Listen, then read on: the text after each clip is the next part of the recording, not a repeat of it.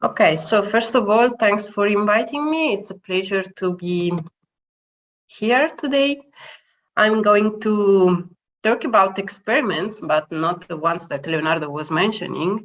I'm not an expert in agent-based modeling. I work on behavioral economics, but the presentation of today is just to give you an idea of how these two fields are strictly related. So it will be not that technical. I will provide you an example, and this is the outline of today. I will go through these points. So first of all, the definition of rationality, meaning not the definition, but the concept that we are taking into account.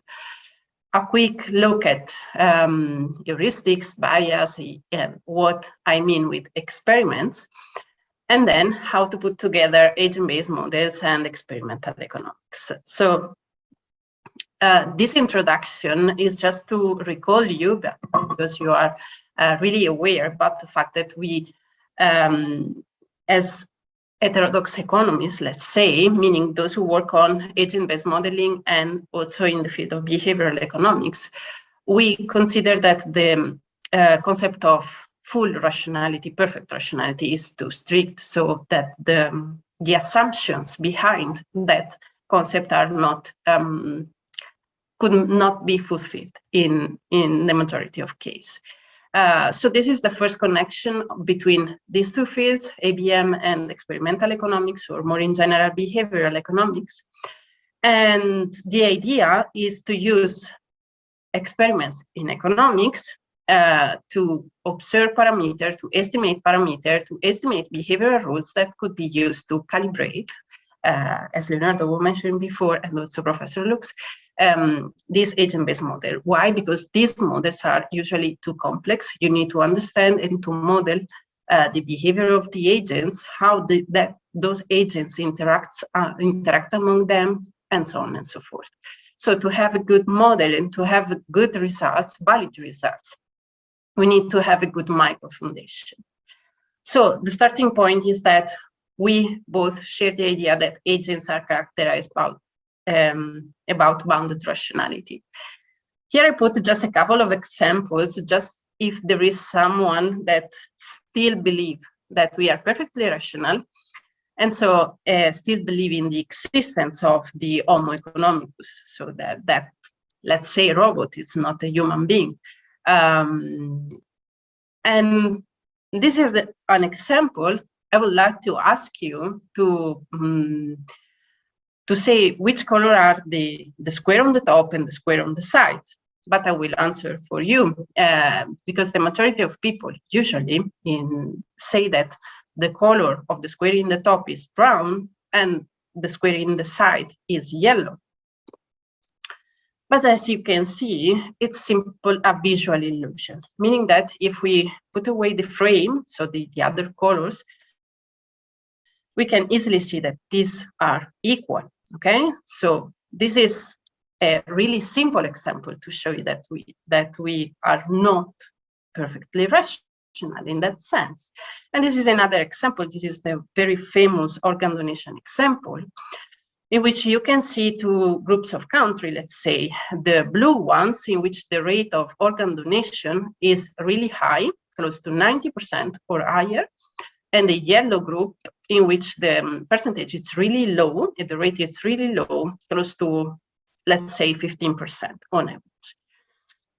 So we may wonder why we observe such a huge difference among these countries, and we can say, okay, it could depend on education, on pro-social attitude, on whatever, okay, social norms, whatever you want. But if we take a look at these two countries, these are two Northern European countries that are pretty similar in terms of, let's say, pro-social behavior. And as you can easily see, they behave in a really different manner. So this is not the answer. And the answer, again, is really simple. It's sort of cognitive illusion, the use of the default option, meaning that in the country with a very low donation, they usually have the so-called opt-in option, meaning that you need to check the box if you want to be part of the organ donation program. And the other country is the opt-out option, meaning that you need to check the box if you don't want to be part of, okay? So default option, this is also a bias, and we will see in a while what is the definition of bias. But again, this is just to show you that we are not totally in control of our decision. This is a simple trick, okay, that change, let's say, dramatically the results of the organ donation. So, as you probably know, I'm sure that you know, Herbert Simons was the father of the idea of bounded rationality. So, he suggests that we are unconsciously maximizer, meaning that as human being, we want to achieve the best results for us. So we want to achieve the maximum profit, the maximum utility, and so on and so forth. But due to our limits, let's say cognitive, as I showed you before, or because of the complex of the environment in which we are called to make a decision, we are not able to reach the best solution. So we are not the best maximizer ever, okay? But we usually reach the so-called satisfying solution. And this here I put also the seesaw metaphor, in which Simon suggests that subjects, human beings, are able to take decision after cutting the complex reality. So one blade of the seesaw are the cognitive limitation, and the other one is the structure of the environment. So we need to cut the complex reality and then make a decision. Here there is another explanation. Daniel Kahneman, as you know, it's a Nobel Prize in 2002. He's a psychologist. He worked a lot with Amos Tversky, who is was an economy. And to explain the evidence by which subjects are not able to take the right decision in many cases, okay, so to answer properly to very easy, simple questions, he proposed the idea that we have the dual process theory of thoughts, meaning that in our brain, let's say there are two systems, the fast and the slow, and in the case in which we are taking fast decision, let's say those related with our habits, with everyday life decisions, we deploy the system one, so the fast one. On the opposite, think of the case in which we are we need to solve a problem, a real complex problem, and we are doing an exam, for example, we need to deploy the system two, meaning the slow system that it's able to reflect, to make a complex calculation, and so on and so forth. The result of deploying system one is the heuristics, okay? So once we take fast decision, we are deploying heuristics. Indeed, this is a simple strategy that can be applied to a variety of problems to take quick decisions. Can be also defined as rules of thumb, okay, because it's not related to any particular structure, so it's sort of, rule of thumb, okay. What's the problem with heuristics? That once we deploy heuristics to make our decision, we make some errors, and these errors are called bias. Okay, so the bias is the result of applying heuristics in making decision or decision making. I will not going through each of these heuristics and bias. This is just a not exhaustive list of the well-known heuristics and bias, but if you have any questions, any curiosity, please ask at the end of the presentation. So the first four are the heuristics: anchoring and adjustment, availability, representativeness, and framing effect. And these are examples of well-known bias, okay? So the status quo bias is related, for example, to the organ donation example, in which we are usually willing to accept the default option, so to do not change the status quo, okay? The question is, what's wrong with heuristics? So is there any problem by using heuristics? So in the case in which I don't want to put an effort in my process of decision making. Is that wrong? Let's see. Okay, this is an example of the framing effect. Okay, so this is an heuristic, and here to a group of people was proposed this problem to choose between treatment A and treatment B, and the question was, you need to decide the treatment for 600 people who contracted a fatal disease, and you have two options. In treatment A, you have 100% probability that 200 people will survive. In treatment B, you have 30% probability that everybody will survive, but 60% probability that nobody will survive. So in this case, the vast majority of people prefer treatment A, okay? So 72% of people. But if we change the frame, meaning that if we explain treatment A, treatment B, call now C and D, with a negative frame, okay? So for example, treatment C would result in 400 deaths, okay? We obtain exactly the opposite. So the vast majority of people will choose treatment D. But if we were rational, we should be aware that these options are exactly the same. We simply change the frame, positive versus negative frame. So the problem by deploying heuristics is this one. Okay, if we are economists, we are trying to model the decision or to make predictions about GDP growth or whatever you want. And we are assuming that people behave as rational people, okay? So we are avoiding the possibility that those people deploy heuristics. We are making something wrong, okay? Because we will obtain the results that will be with high probability not good. So while we are talking about heuristics, if we should talk about experiments in economics. So the reason it's pretty simple, because one of the way in which we could observe if people deploy heuristics is by by means of experiments. Experiments in economics means to create a microeconomic environment, a very simple macroeconomic environment, in which the researcher has the possibility to control almost every variable, okay, except the ones that we are interested in.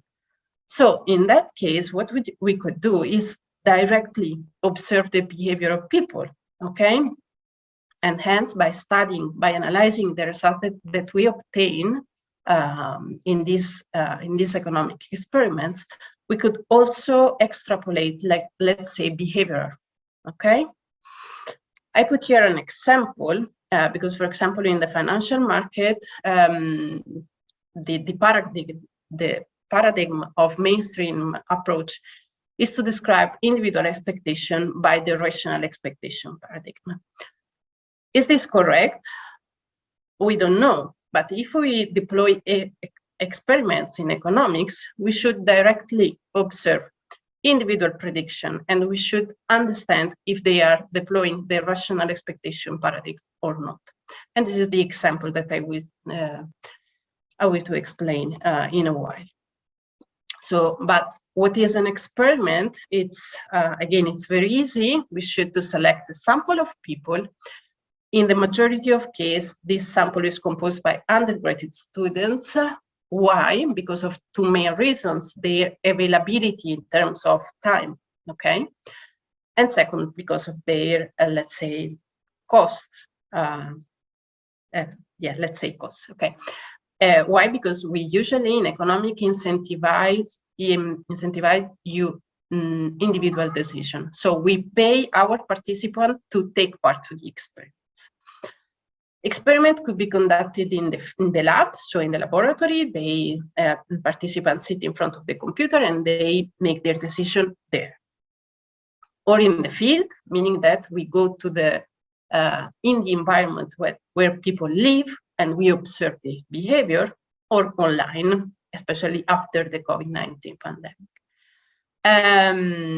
So the first thing is to understand what is our research question and to understand what is the variable under control, so the main variable we are interested in, and then create a very simple environment to observe people behavior. So this is the definition. I will skip this part because you know the definition of agent-based model. I just want to recall you that there are some keywords that we always keep in mind, like heterogeneous agents, meaning that it's a world populated by heterogeneous agents, that those agents interact among them, and the aggregate result are the results of this sort of interaction. So it's the interaction that generate the emerging results. Okay. Okay, I said it before. So why we should use experimental economics for ABM model? Okay, so what is the relation? As I said at the beginning, the most difficult part of having a good agent-based model is to calibrate, or better to say, choose the best behavioral rules, so choose the best parameters, and so on and so forth. So in experimental economics, we are able to directly observe behavior, and by the analysis of this data, we could obtain all the information for the microfundation of the ABM. All the information, no, but a good part of information for the microfundation of ABM. And this process is usually called calibration. Obviously, you could deploy empirical data as well as results from surveys or interviews. So the experiment is not the only way to calibrate a model, but we are perfectly aware about this. It depends on the information that we are looking for. So according to the information that I need, I will choose one of these or a mix of these options. Yeah, the main advantage of using experiments is that we have usually reliable information that derive from the observation of the concrete behavior of subjects.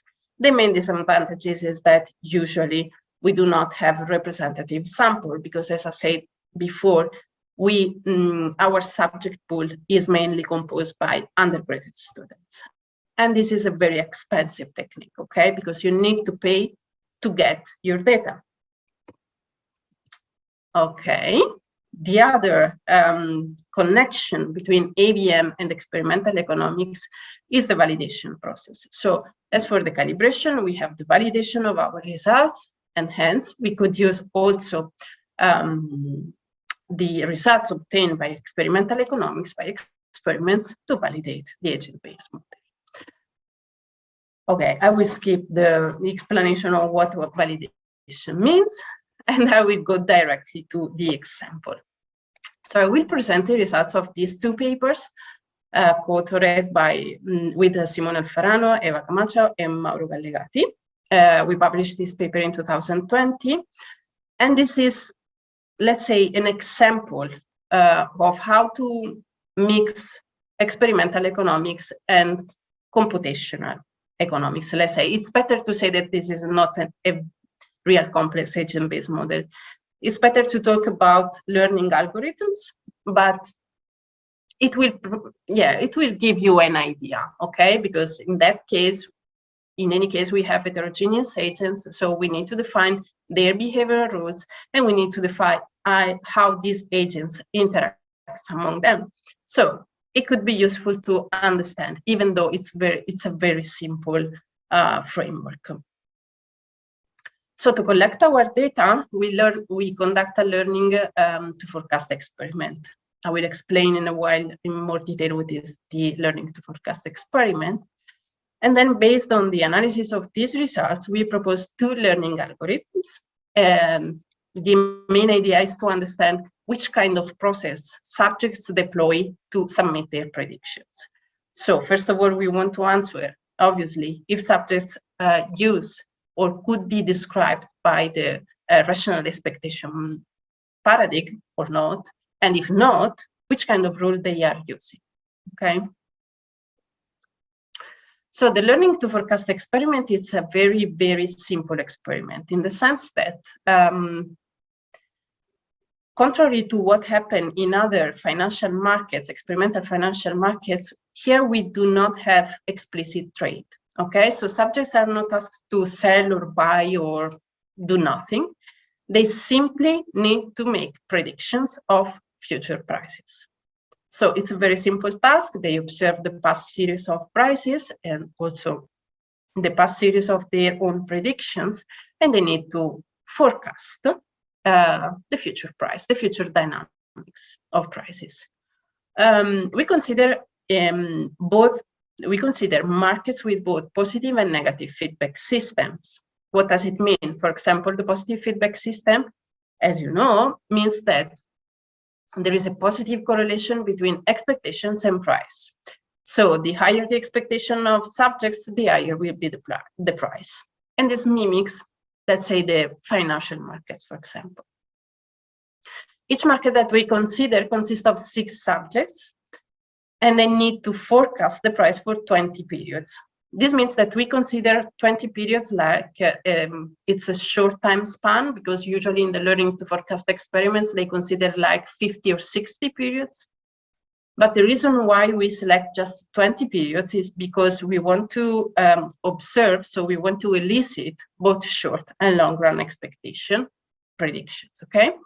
So in this case, in every period, subjects need to submit the prediction for that period, okay, so period T, and the remaining period. Here there are the equations that we use to compute the price that depends on the average expectations, on the fundamental value, and on the interest rate. Here there is the payoff function. I want just to show you that we use 2 different functions. One for the short-run prediction, so for rewarding short-run prediction, that is this one. This is a continuous function. Obviously, in both cases, the profit function depends on the accuracy of forecastings, so the difference between expectation and realized price. Whereas in the case of long-run predictions, long-term predictions, we use a step function. Okay, so this is important just because we take into account this aspect once we build our learning algorithm.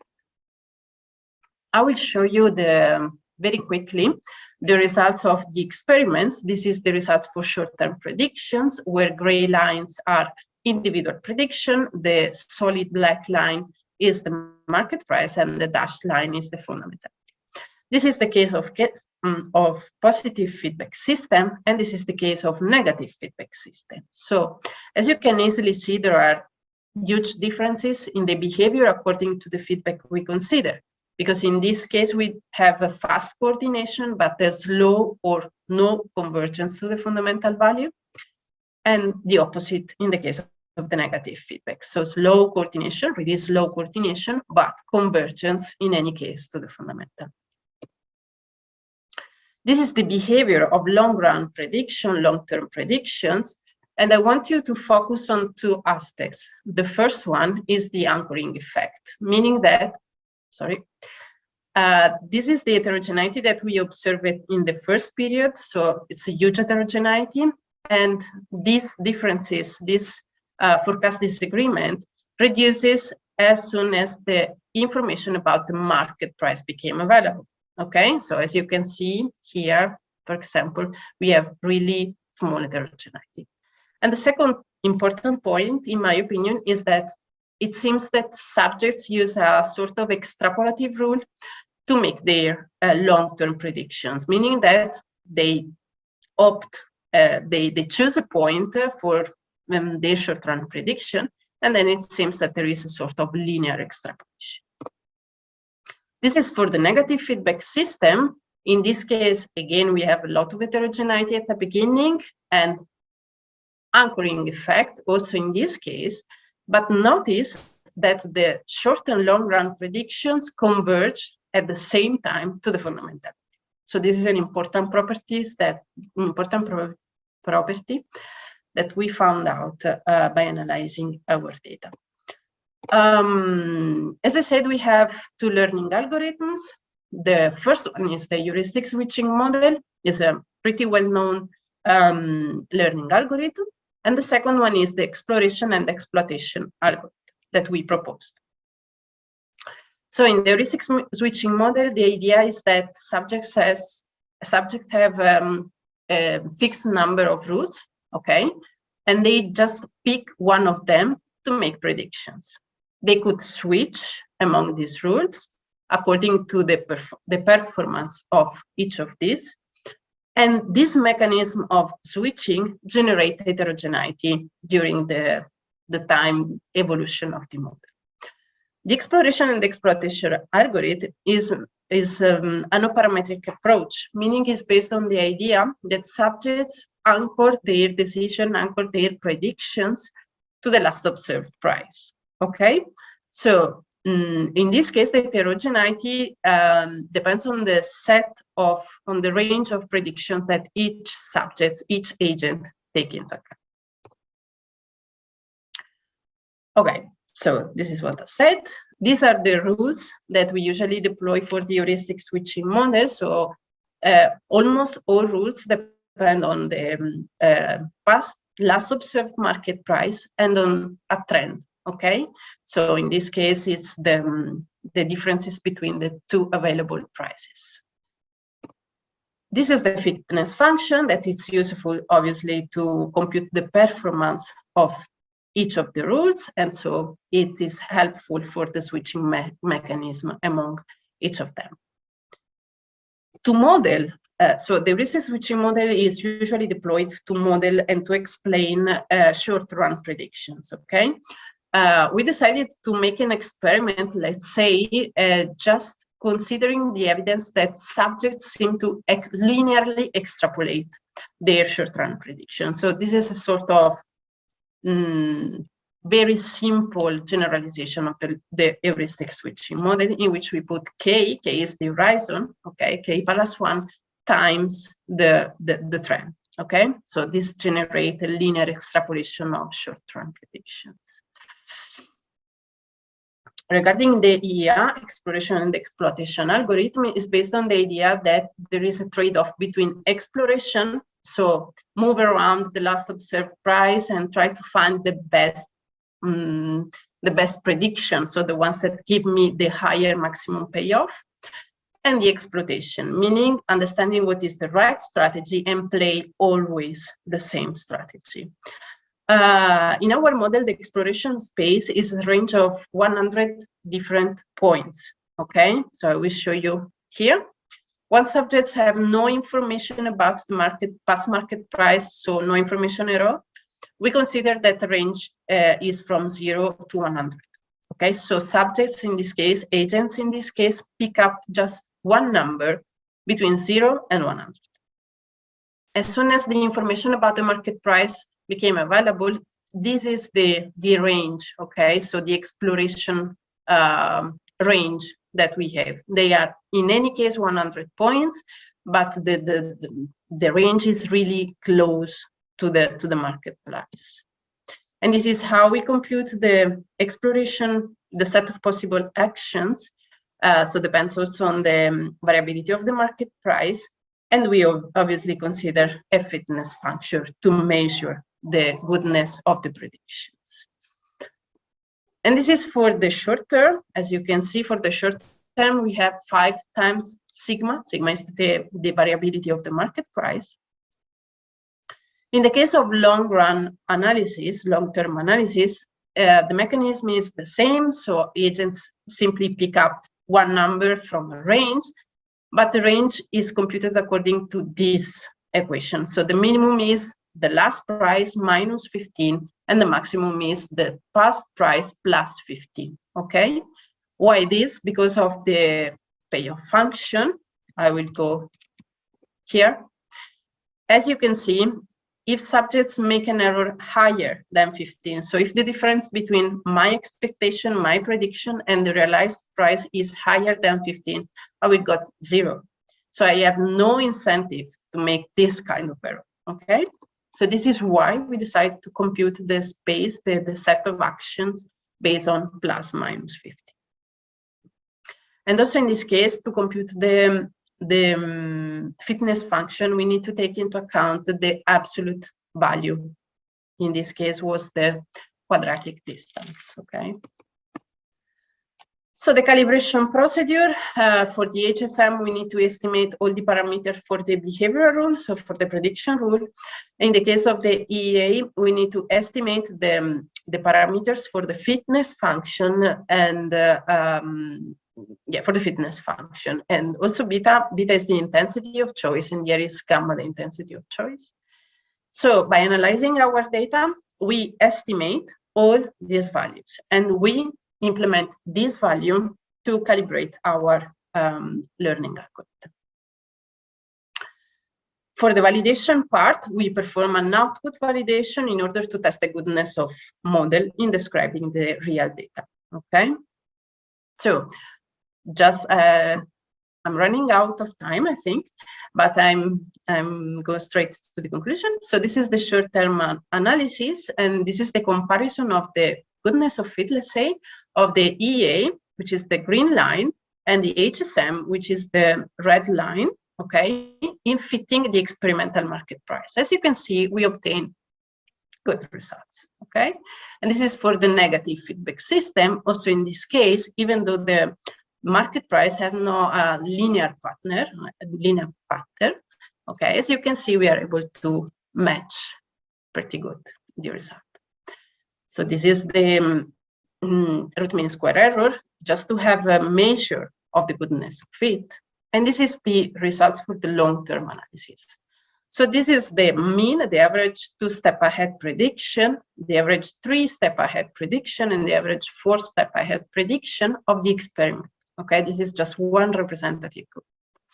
And as you can see, there is a clear pattern. Okay, if you observe an increasing trend, the longer horizon will be above the shorter horizon. Okay, and the contrary will happen in the case in which we have a decreasing trend. Also in this case, the EA, okay, provide a good approximation of this result, whereas the HSM, it's poor, but because of our simplified approach, meaning that we are just assuming that there is no heterogeneity in the lower round, meaning that the only heterogeneity is those observed for short-run prediction, and then everybody will extrapolate the short-run predictions. This is for the negative feedback part. Also, in this case, we may draw the same conclusion. Here I have a lot of numbers, but believe me that both models perform well in describing the short-run predictions. And we observed that the EA, meaning the exploitation algorithm, performed slightly better in the case of negative feedback system. Why? Because the pattern is not linear, whereas the HSM performs better in the positive feedback system. All this history is just to tell you that we could deploy experimental data to validate and calibrate our model and to understand, as you can see, how subjects form their expectations, so to, let's say, understand the behavioral rule that they use during the experiment. And that's all. Thanks for your attention.